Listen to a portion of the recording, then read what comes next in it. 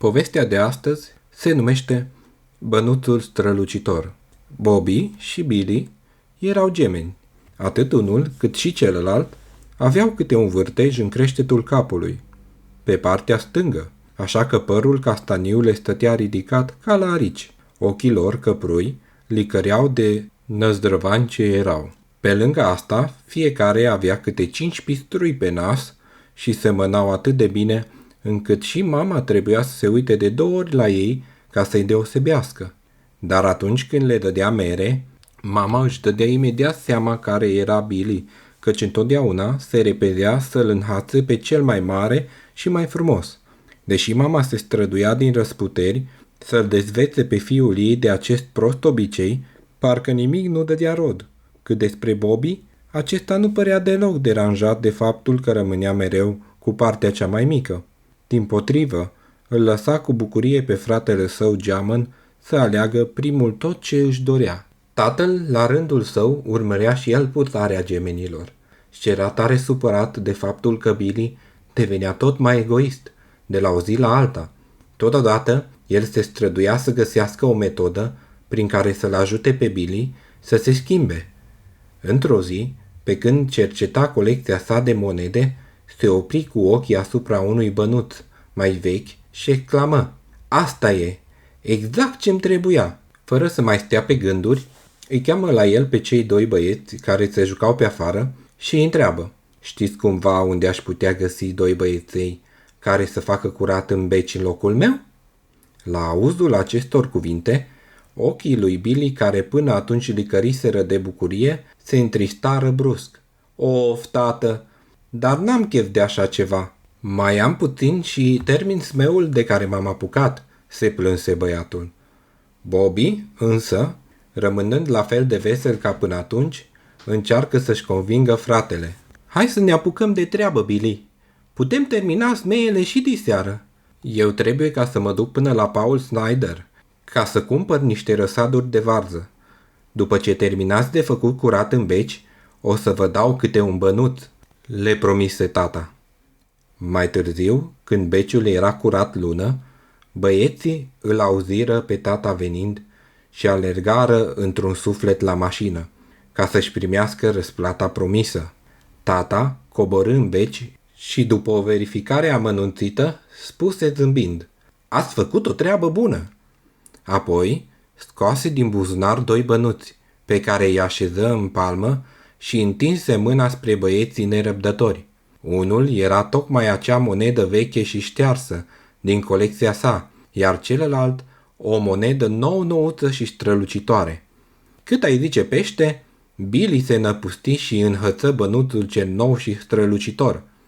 Ca de obicei, Bobby se alesese cu ce mai rămăsese, bănuțul cel vechi și șters. "Ce aveți de gând să faceți cu bănuții? Îi veți pune în pușculiță?" întreabă tata. "Eu o să-mi cumpăr niște acadele mentolate," spuse Billy lingându-se pe buze. Și mie îmi plac acadelele, dar cred că îi voi cumpăra mamei un canar de ziua ei. Când am fost în vizită la unchiul Paul, am auzit-o pe mama spunându-i mătușii Jane cât de mult o înveselea cipciritul canarului lor. Cu un bănuț nu poți cumpăra un canar." "Nu-i așa, tată?" spuse Billy. Bobby se întristă, dar se îndreaptă către tatăl său și întreabă plin de speranță: "Chiar nu pot? Ce mult mi-am dorit să-i cumpăr mamei un canar de ziua ei." Când am trecut pe lângă magazinul cu animale de companie, am văzut în geam câțiva canari tare frumoși. În ochii căprui ai tatălui se ivi o licărire jucăușă, de parcă ar fi știut ceva ce gemenii nu știau. "Ba poți, Bobby! Vă voi spune un secret. Arătați-mi puțin bănuții." Băieții scoaseră bănuții din buzunare și îi arătară tatălui lor. "Vedeți voi? Bănuțul lui Bobby este vechi, iar al tău, Billy, este nou-nouț. Însă, pentru că bănuțul lui Bobby este vechi și se găsește foarte greu, el valorează $50. Există oameni care colecționează monede vechi, așa că sunt mulți care vor vrea să cumpere acest bănuț. Bobby, cred că după ce îl vei vinde, vei putea cumpăra un canar și o colivie, Iar pe lângă asta, vei rămâne și cu bani de acadele. Deși tata vorbea pe un ton serios, băieților li se păru că pe chipul său, pentru o clipă, se ivi un zâmbet ușor. Lui Billy însă nu-i ardea deloc de zâmbit și răbufni. Dar, tată, bănuțul meu nu-i bun de nimic. Nu-i corect ca Bobby să primească un bănuț atât de valoros. Al lui e de câteva ori mai bun decât al meu. Ia asta e așa, îl întrerupse tatăl brusc. N-ai fost tu cel care a ales primul? Eu n-am făcut altceva decât să vă las să alegeți. Tu ai vrut bănuțul mai strălucitor și i-ai lăsat lui Bobby pe cel învechit, nu-i așa? Billy își plecă rușinat capul și recunoscu. Așa-i, eu l-am ales. Nu crezi că asta ar trebui să-ți fie de învățătură de minte? Ca altădată să nu te mai grăbești să iei tot ce-i mai bun pentru tine și să-i lași fratelui tău resturile? Îl întreabă tata pe un ton dojenitor și cu glas spășit îi răspunsese tatălui său. Ba da, de acum încolo o să mă străduiesc să fiu mai grijuliu cu cei din jur. În acea după-amiază, Billy se dusese la magazin și cumpără 2 acadele. Când se întoarse acasă, îi întinse sfios una și lui Bobby. De bucurie, Bobby se lumină la chip și zâmbi, lăsând să se vadă un dințișor lipsă. De ce mi-ai dat și mie o acadea?" întreabă surprins. De bucurie. Billy se lumină și el la chip și zâmbi, lăsând să se vadă că și lui îi lipsea un dințișor. Ca să o mănânci!"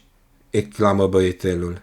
Știi, după lecția pe care am primit-o astăzi, aș vrea să le împărțim frățește, pe toate, mere, bănuți, acadele și orice altceva. Așadar, dragi copii, din această povestioară vedem că frățiorii trebuie să se iubească și să știe să împartă unul cu celălalt.